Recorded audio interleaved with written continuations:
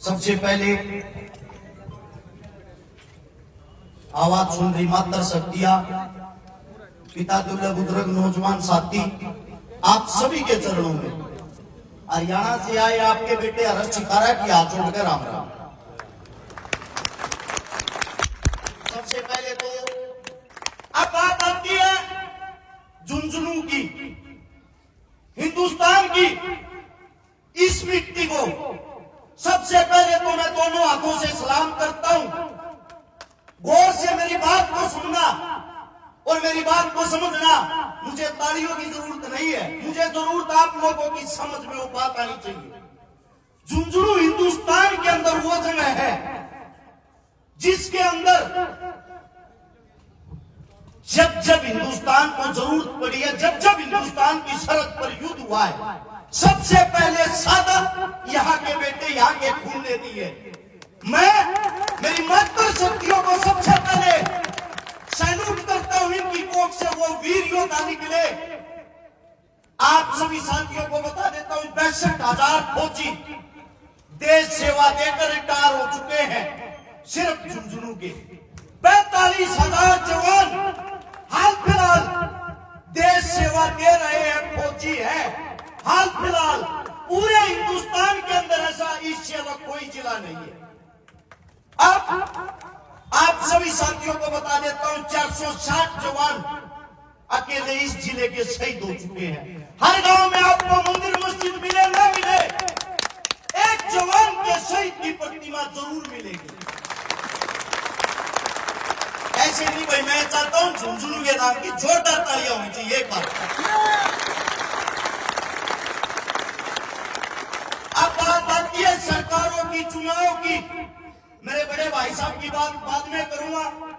सबसे पहले राजस्थान के अंदर सिर्फ दो ही पार्टियां राज कर रही है, एक बार कांग्रेस, एक बार भाजपा। दोनों की सच्चाई क्या है वो आप लोगों को कोई नहीं बताएगा, क्योंकि लोग सच बोलने से डरते हैं। उनको पता है सच बोलने के बाद ये ताकतें आप लोगों को मरवा देंगी। लेकिन मेरा मानना यह है, इंसान जब तक जीवित है उसको सच ही बोलना चाहिए। मौत कल आती चाहे आज आ जाए। कांग्रेस पार्टी का जिक्र आते ही ये चर्चा होती है कि इन्होंने 70 साल देश को लूटा। ये बिल्कुल गलत है, ये बिल्कुल गलत है। आप लोगों को वो कड़ा सच बताता हूं जो आप लोगों को पता नहीं। कांग्रेस पार्टी की स्थापना कब हुई थी? 1885 में। हम आजाद कब हुए? 1947 में। यानी कि आजादी से 63-64 साल पहले से ये हमारा खून चूस रहे हैं। ये कभी गुलाम थे ही नहीं। कांग्रेस पार्टी बनाई किसने? एक अंग्रेजी अधिकारी था, कलेक्टर साहब, जिसका नाम था A.O. ह्यूम। इटावा यूपी के अंदर कलेक्टर था। 1857 की क्रांति में नौकरी कर रहा था। जब हमारे क्रांतिकारियों ने 1857 की क्रांति शुरू की, हमारी माता बहनों की घाघरी पैर कबोए हमारे मारसा में तो लोग कब आ जाता। वो घाघरी पैर लिया चोर ने 1882 में रिटायर हो गया नौकरी करी। उसके दिल दिमाग में ये आ गई कि हिंदुस्तानिया ने बकावे के ऊपर का बूढ़ा हो गया, रिटायर हो गया। 85 में उसने कांग्रेस पार्टी बना दी और कांग्रेस पार्टी बना के हमारे बीच में लूटपाट शुरू कर दी। ये तो कभी गुलाम थे ही नहीं। ये कहां से गुलाम थे? ये तो हमारे को जब से लूटते आ रहे हैं। अंग्रेजों के साथ मिलकर इन्होंने सरकार चलाई, अंग्रेजों के साथ मिलकर इन्होंने हमारे पे क्रूरता की। वो क्रूरता क्या? किसानों पर कर लिया जाता था, हमारी बहन बेटियों को।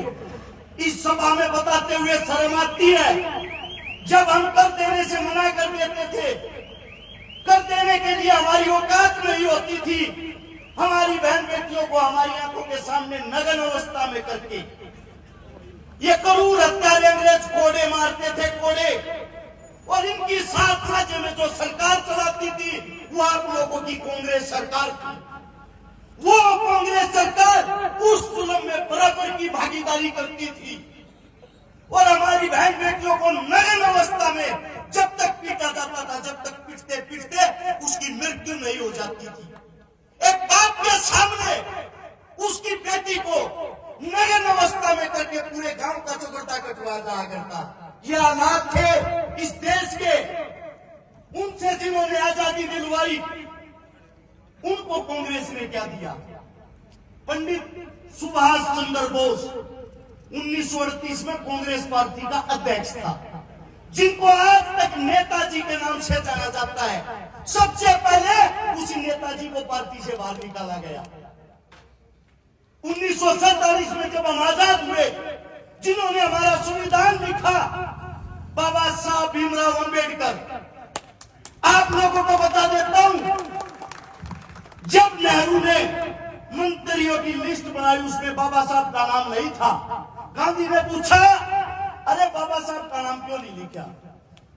कैसी बात करते हो, वो दलित है, उसका नाम लिखेंगे मंत्री पद में। जब गांधी ने कहा, अरे मूर्ख, तेरे को असली औकात का नहीं पता, हिंदुस्तान के अंदर 65% संख्या दलितों की है, दलित इस देश के असली राजा है।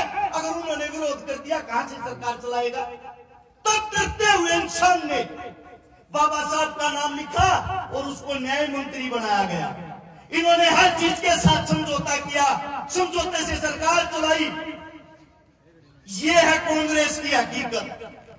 फिर इसके बाद आती है आपकी भारतीय जनता पार्टी। उसको भारतीय जनता पार्टी ना कहते हुए भारतीय जुमला पार्टी कह सकते हो। उन लोगों ने क्या किया? उन्होंने देखा कि आप लोग एक हिंदुत्व का नया मुद्दा पकड़ लो, भाई को भाई से लड़वा दो। जब 1857 की क्रांति में 93,500 हमारे देश के जो जवान क्रांतिकारी शहीद हुए, उनमें से 63,300 मुसलमान भाई थे। उस वक्त हमारे देश में हिंदू मुसलमान नहीं था। फिर ये आजादी के बाद हिंदू मुसलमान कहां से आ गया?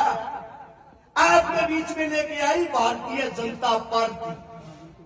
उसकी हकीकत क्या है? अब बात करना किसी भी बीजेपी के नेता से, नेताजी शिक्षा, स्वास्थ्य, रोजगार के बारे में बताओ। आपने कोई स्कूल खोला नया? आपने कोई कॉलेज खोला? आपने कहीं कोई शिक्षा की बात करी? आपने किसी बच्चे को सरकारी नौकरी दी? तुरंत आपको बोलेंगे तो देशद्रोही, इसको भगाओ यहां से। उनका एक ही काम है, आप शिक्षा की बात करोगे, वो आपका मुंह घुमा के ये कहेंगे, ये देखो हिंदू तो खतरे में है, मुसलमान कभी आपको जान से ना मार दे। अरे मुसलमान हमारे वो भाई हैं। इंडिया गेट के ऊपर जाकर जब आप शहीदों की लाइन देखोगे, अगर एक नाम हिंदू का मिलेगा तो दूसरा मुसलमान का मिलेगा। ये आप लोगों को सिर्फ लड़वाने, भगाने, मरवाने के लिए आते हैं। सच बताना, आज तक क्या किसी नेता मंत्री के बच्चे ने आज तक कहीं भी बॉर्डर पर किसी आंदोलन में कोई कुर्बानी दी है? सिर्फ आप लोगों को क्यों लड़वाते? आप लोगों के बच्चे क्यों शहीद होते हैं? पुलवामा हमला हुआ, वो हमला नहीं, वो साजिश थी। जो वहां के उस टाइम के चीफ थे, श्री सत्यपाल मलिक जी, चीख चीख कर कह रहे हैं वो हमला नहीं, वो साजिश थी। उसी वक्त उन्होंने मोदी साहब को कहा, मोदी साहब ये हमला नहीं, ये साजिश है। उसको ये बोला, चुप होके बैठ जा वरना तेरे को भी मरवा देंगे। और इनके अभी नू मेवात के अंदर हिंदू मुसलमान करवाया गया, वो तो आप जैसे बुद्धिजीवों ने कामयाब नहीं होने दिया, वरना वहां भी खून की नदियां बहा देते ये लोग। इनकी लड़ाई, इनका भोजन सिर्फ और हिंदू मुसलमानी से ज्यादा कुछ नहीं। इस वीडियो को सेव रख लेना, आप लोगों को बता देता हूं, इनका कोई भरोसा नहीं। चुनाव जीतने के चक्कर में क्या पता कौन से मंदिर पे अपने आप ही बम बगाकर ये बोल देंगे मुसलमानों ने हमला किया। ये है हिंदू और मुसलमानों को भगाने का, भगलाने का तरीका। ये तो थी कांग्रेस और बीजेपी। अब बात आती है आप लोगों की, आप लोग कौन हो? आप लोग आज तक आगे क्यों नहीं बढ़े? मेरे देश का जवान आगे क्यों नहीं बढ़ा? दलित, किसान, तमेरा, मूल निवासी, आदि निवासी आज तक आगे क्यों नहीं बढ़े? आज तक आप लोगों के बीच में छुआछूत की बीमारी क्यों है? आज भी अखबार में खबर पढ़ते हैं कि दलित समाज के बेटे ने कुएं से पानी पिया तो उसकी की गला घोट कर हत्या। आज भी ऐसी चीजें हमारे बीच में पढ़े लिखे होने के बाद क्यों है? आप सभी साथियों को बता देता हूं, हम लड़ना नहीं चाहते, लेकिन वो लड़वाना जानते हैं, उनसे बचना होगा।